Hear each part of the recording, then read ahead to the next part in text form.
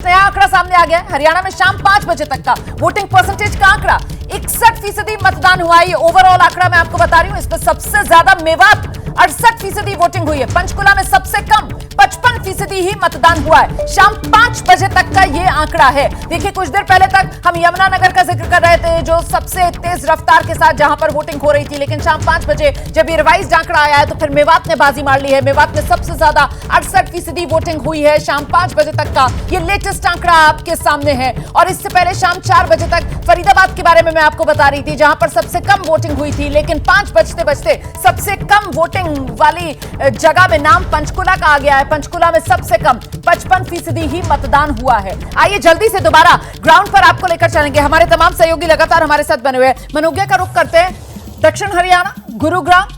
Urban voter यहां पर निर्णायक माना जाता है, और अर्बन वोटर जो है वो किन मुद्दों के साथ पहुंचा वोट डालने के लिए आज, मनोज्ञा? रोमाना, ऐसे मुद्दे हैं जिनको आप मान लीजिए कि पूरे शहरी मुद्दे हैं। गुरुग्राम यूं तो कहने के लिए ग्राम है नाम में, लेकिन गांव के नाम पर कुछ है नहीं, क्योंकि यहाँ पर अगर कुछ है तो बड़ी बड़ी मंजिला, बहुमंजिला इमारतें और ऐसी बिल्डिंग्स जहाँ पर एक एक बिल्डिंग में 3000 से 5000 वोट हैं। वोटरों से ही पूछ लेते हैं कि आखिरकार इस बार वोटर क्या सोच रहे हैं, उन्होंने किस मुद्दे पर वोट किया है। क्योंकि पल्लवी आप हमारे साथ हैं। पल्लवी, ये बताइए, आपने इस बार किस मुद्दे पर वोट किया? जैसे आपने बोला कि गुरुग्राम है, इतनी बड़ी बड़ी मंजिलें हैं यहाँ पर सबसे बड़ी प्रॉब्लम यहाँ पर है ट्रैफिक की। बारिश अभी चल रही थी, इस बार इतनी बारिश हुई है, पर water logging is the biggest problem here. जहाँ पर जो जगह सिर्फ 5 किलोमीटर दूर है, जिसके हमें कवर करने में एक घंटा, डेढ़ घंटा लग रहा है। तो आई थिंक ये मेरा सबसे बड़ा चैलेंज। जब आप वोट करते हैं तो क्या उम्मीदवार देखते हैं कि इशू देखते हैं या फिर कुछ और देखते हैं? देखिए, इस बार के लिए तो पार्टी थी, बट अगर देखा जाए तो ऑब्वियसली अगर कोई है जिसने आके अच्छी तरीके से अपना कैंपेन किया, हमें बताया है, मैं जानती हूँ, तो हो सकता है उधर मेरी तरफ मेरा रूज उधर जाए, बट अभी तो मैंने पार्टी की तरफ देखा था। आप क्या सोचते हैं अभिषेक, इस बार आपने किस मुद्दे पे? सो आई थिंक मुद्दा सिंपल है। इंफ्रास्ट्रक्चर सबसे बड़ी प्रॉब्लम है गुड़गांव में। अभी आप अगर आप थोड़ा सा अंदर चले जाएं गुड़गांव में, आप देखेंगे रोड्स नहीं है। अगर रोड्स है भी तो टूटी फूटी है। बारिश में और हालत ख़राब हो जाती है, पानी भर जाता है।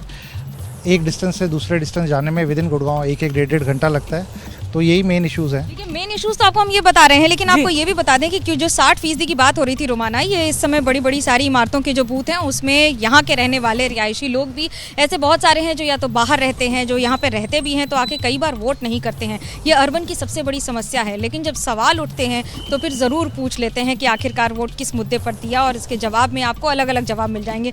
पर जिस तरह से बाकी मेरे सारे सहयोगी कह रहे थे कि जो हवा है, मैं अगर कहूँ कि 10 साल की सरकार के बावजूद भी बीजेपी बनाम कांग्रेस अगर एक लड़ाई है, तो ये अपने आप में बहुत बड़ी बात कहती है कि ये लड़ाई इस समय चुनावी मैदान में होना भी बहुत बड़े सवाल और जवाब दोनों एक साथ है।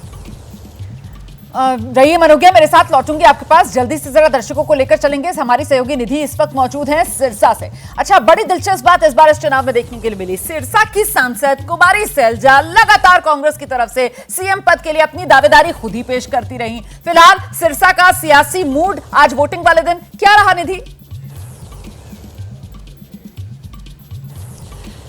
देखिए रोमाना, इस वक्त मैं सिरसा से आगे बढ़कर हिसार आ चुकी हूँ, जहाँ पर सावित्री जिंदल एक बड़ा फैक्टर है। लेकिन इस वक्त जिस विधानसभा क्षेत्र में हूँ ये हांसी है, और हांसी में जिस जगह पर जो पोलिंग स्टेशन है, एक तस्वीर मैं आपको दिखा दूँ, और नॉन जाटों की संख्या यहाँ ज़्यादा है, जिसका सीधा सीधा मतलब ये है कि बीजेपी जिन सीटों पर उम्मीद करती हुई नजर आ रही है उनमें से एक ये हांसी विधानसभा सीट है। पिछली बार यहाँ बीजेपी की जीत हुई भी थी, और 4 दिन पहले यहाँ योगी आदित्यनाथ ने भी दौरा किया था। और देखिए, संघर्ष इस बार बीजेपी के लिए है, इसमें कोई दो राय नहीं है। लेकिन मैं जो अभी तक हरियाणा का मूड भाप पाई हूँ, सिरसा से लेकर यहाँ हिसार तक आर या पार की लड़ाई है।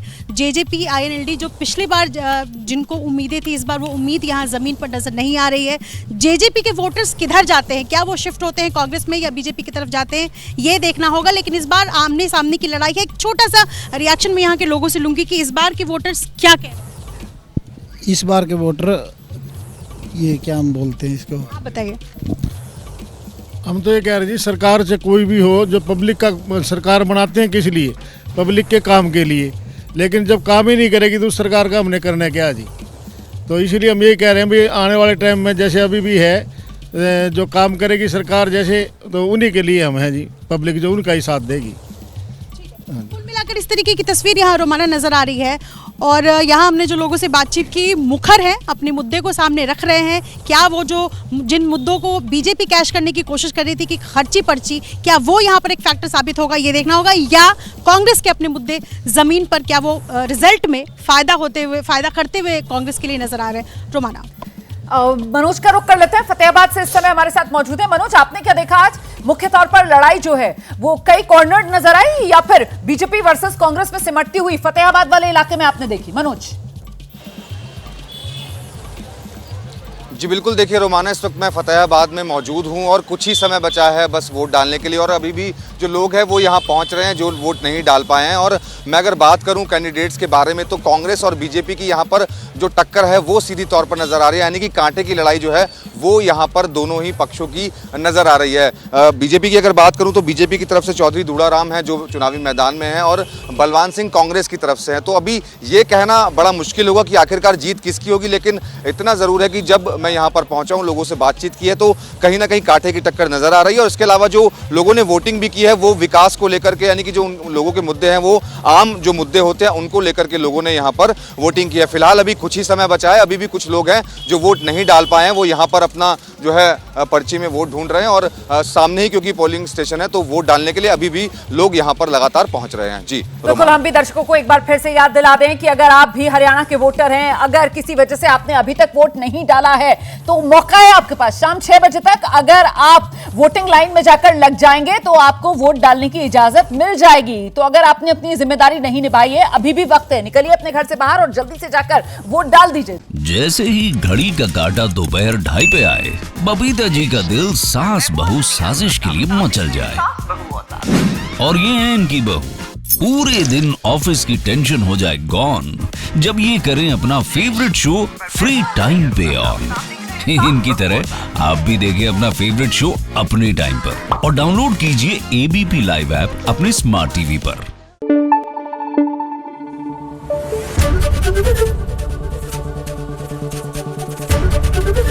एबीपी न्यूज आपको रखे आगे।